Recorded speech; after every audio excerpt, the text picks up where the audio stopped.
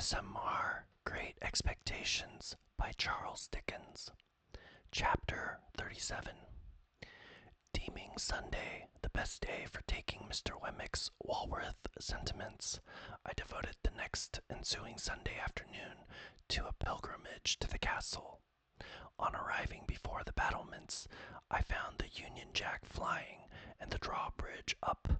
But undeterred by this show of defiance and resistance, I rang at the gate and was admitted in a most pacific manner by the aged. "My son, sir," said the old man, after securing the drawbridge, "rather had it in his mind that you might happen to drop in, and he left word that he would soon be home from his afternoon's walk. He is very regular in his walks, is my son, very regular in everything, is my son." I nodded at the old gentleman, as Wemmick himself might have nodded, and we went in and sat down by the fireside. You made acquaintance with my son, sir," said the old man, in his chirping way, while he warmed his hands at the blaze. "At his office, I expect?" I nodded. "Ha! I have heard that my son is a wonderful hand at his business, sir." I nodded hard. "Yes, so they tell me. His business is the law?" I nodded harder. "Which makes it more surprising in my son," said the old man, "for he was not brought up to the law, but to the wine coopering." Curious to know how the old gentleman stood informed concerning the reputation of Mr. Jaggers, I roared that name at him. He threw me into the greatest confusion by laughing heartily and replying in a very sprightly manner, "No, to be sure, you're right." And to this hour I have not the faintest notion what he meant, or what joke he thought I had made. As I could not sit there nodding at him perpetually without making some other attempt to interest him, I shouted at inquiry whether his own calling in life had been the wine coopering. By dint of straining that term out of myself several times and tapping the old gentleman on the chest to associate it with him, I at last succeeded in making my meaning understood. "No," said the old gentleman, the warehousing, first, over yonder." He appeared to mean up the chimney, but I believe he intended to refer me to Liverpool, and then in the city of London here. However, having an infirmity, for I am hard of hearing, sir." I expressed in pantomime the greatest astonishment. "Yes, hard of hearing, having that infirmity. Coming upon me, my son, he went into the law, and he took charge of me, and he by little and little made out this elegant and beautiful property. But returning to what you said, you know," pursued the old man, again laughing heartily, "what I say is, no, to be sure, you're right." I was modestly wondering whether my utmost ingenuity would have enabled me to say anything that would have amused him half as much as this imaginary pleasantry, when I was startled by a sudden click in the wall on one side of the chimney, and the ghostly tumbling open of a little wooden flap with "John" upon it. The old man, following my eyes, cried with great triumph, "My son's come home," and we both went out to the drawbridge. It was worth any money to see Wemmick waving a salute to me from the other side of the moat, when we might have shaken hands across it with the greatest ease. The aged was so delighted to work the drawbridge that I made no offer to assist him, but stood quiet until Wemmick had come across, and had presented me to Miss Skiffins, a lady by whom he was accompanied. Miss Skiffins was of a wooden appearance, and was, like her escort, in the post office branch of the service. She might have been some 2 or 3 years younger than Wemmick, and I judged her to stand possessed of portable property. The cut of her dress from the waist upward, both before and behind, made her figure very like a boy's kite, and I might have pronounced her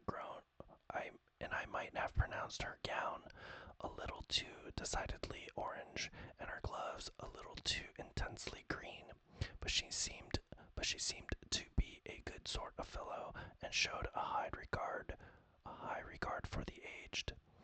I was not long in discovering that she was a frequent visitor at the castle, for, on our going in, and my complimenting Wemmick on his ingenious contrivance for announcing himself to the aged, he begged me to give my attention for a moment to the other side of the chimney, and disappeared. Presently another click came, and another little door tumbled open with Miss Skiffins on it. Then Miss Skiffins shut up, and John tumbled open. Then Miss Skiffins and John both tumbled open together, and finally shut up together. On Wemmick's return from working these mechanical appliances, I expressed the great admiration with which I regarded them, and he said, "Well, you know, they're both pleasant and useful to the aged.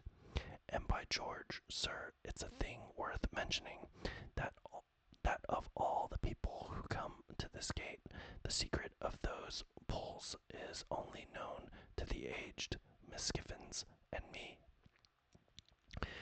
"And Mr. Wemmick made them," added Miss Skiffins, "with his own hands out of his own head." While Miss Skiffins was taking off her bonnet, she retained her green gloves during the evening as an outward and visible sign that there was company. Wemmick invited me to take a walk with him round the property and see how the island looked in winter time.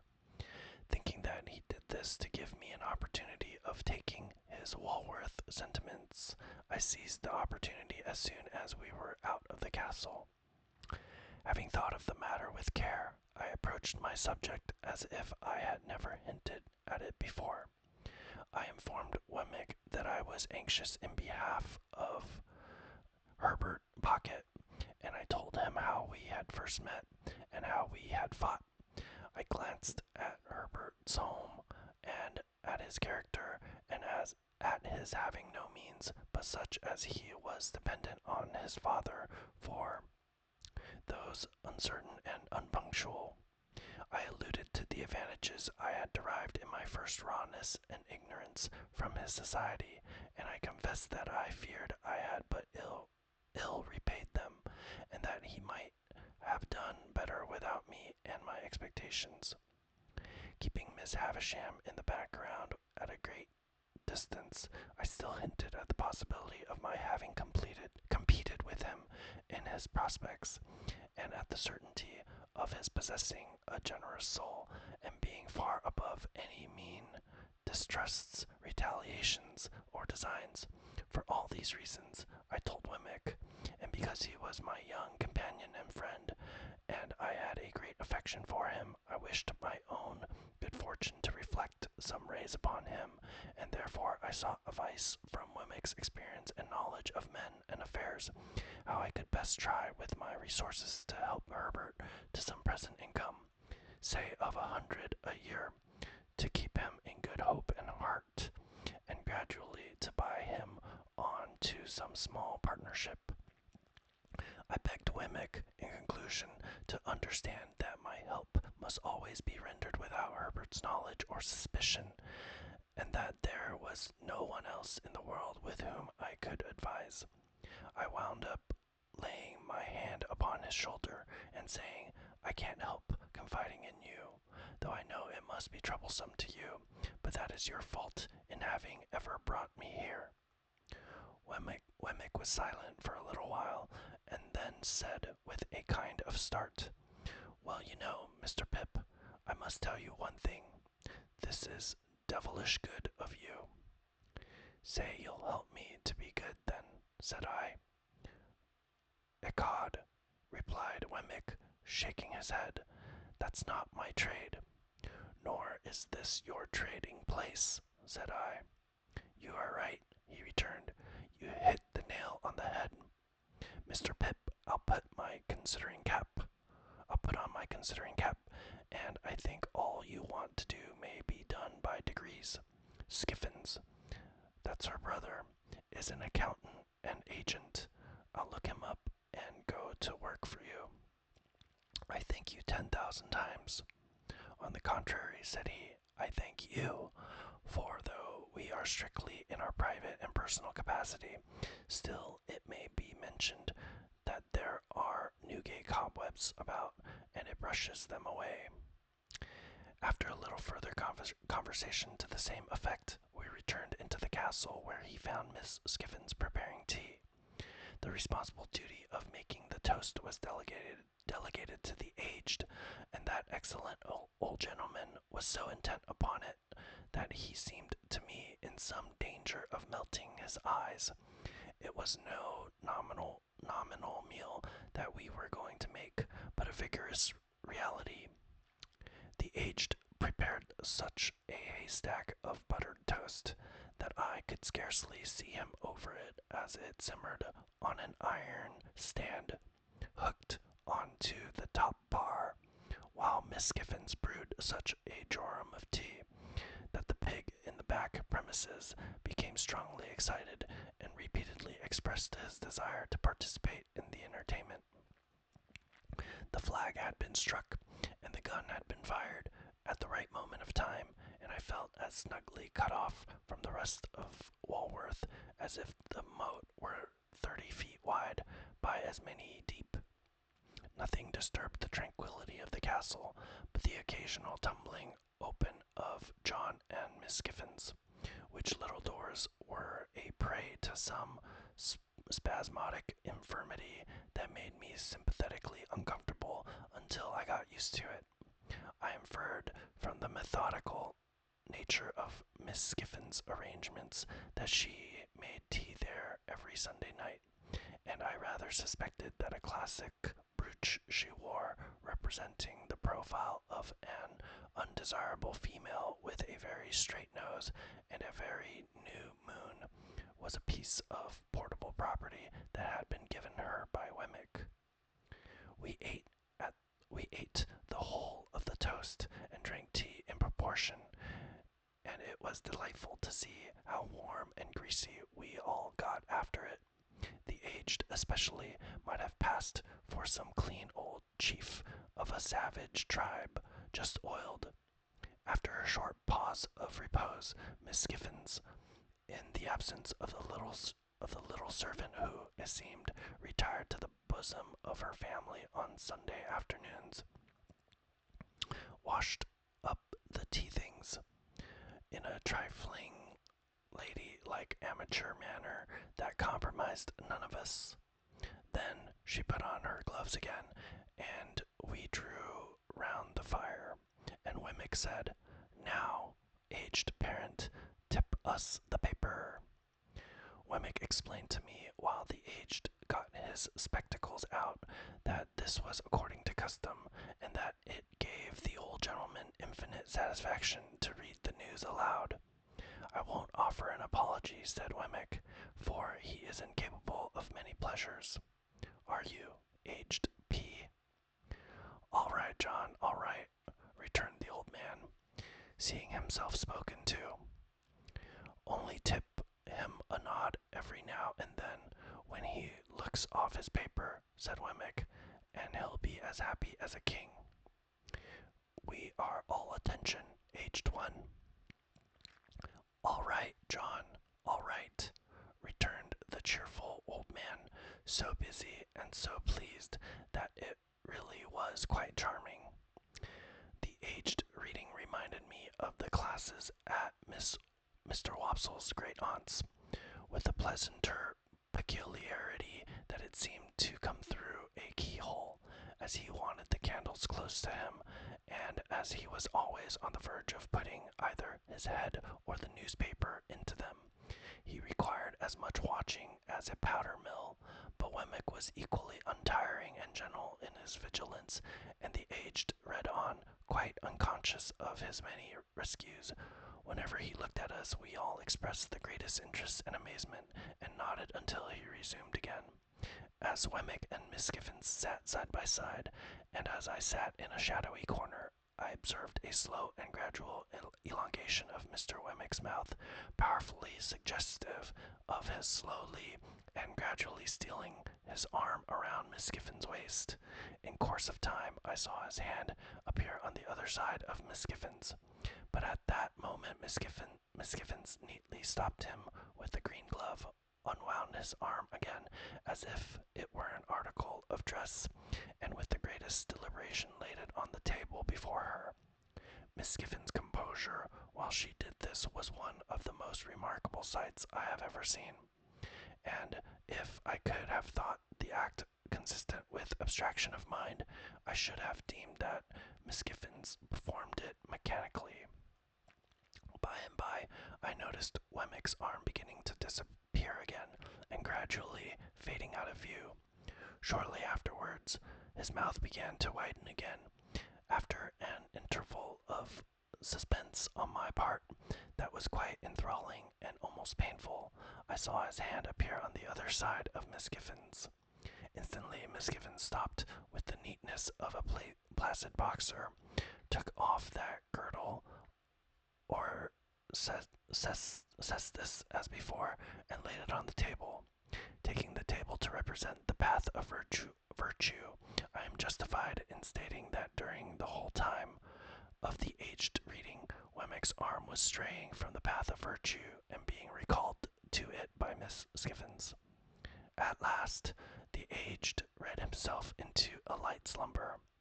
This was the time for Wemmick to produce a little kettle, a tray of glasses, and a black bottle with a porcelain-topped cork, representing some clerical dignitary of a rubicund and social aspect. With the aid of these appliances, we all had something warm to drink, including the aged, who was soon awake again. Miss Giffens mixed, and I observed that she and Wemmick drank out of one glass. Of course, I knew better than to offer to see Miss Giffens home, and under the circumstances, I thought I had best go first, which I did, taking a cordial leave of the aged and having passed a pleasant evening. Before a week was out, I received a note from Wemmick, dated Walworth, stating that he hoped he had made some advance in that matter appertaining to our private and personal capacities, and that he would be glad if I could come and see him again upon it. So I went out to Walworth again, and yet again, and yet again, and I saw him by appointment in the city several times, but never held any communication with him on the subject in or near Little Britain. The upshot was that we found a worthy young merchant or shipping broker, not long established in business, who wanted intelligent help, and who wanted capital, and who in due course of time and receipt would want a partner. Between him and me, secret articles were signed, of which Herbert was the subject, and I paid him half of my £500 down, and engaged for sundry other payments, some to fall due at certain dates out of my income, some contingent on my coming into my property. Miss Giffens' brother conducted the negotiation. Wemmick pervaded it throughout, but never appeared in it. The whole business was so cleverly managed that Herbert had not the least suspicion of my hand being in it. I never shall forget the radiant face with which he came home one afternoon and told me as a mighty piece of news of his having fallen in with one Cleriker, the young merchant's name, and of Clerikers having shown an extraordinary inclination towards him, and of his belief that the opening had come at last. as his hopes grew stronger and his face brighter. He must have thought me a more and more affectionate friend, for I had the greatest difficulty in restraining my tears of triumph, triumph, when I saw him so happy. At length, the thing being done, and he having that day entered Clarriker's house, and he having talked to me for a whole evening in a flush of pleasure and success, I did really cry in good earnest when I went to bed, to think that my expectations had done some good to somebody. A great event in my life, the turning point of my life, now opens on my view. But before I proceed to narrate, it, and before I pass on to all the changes it involved, I must give one chapter to Estella. It is not much to give to the theme that so long filled my heart.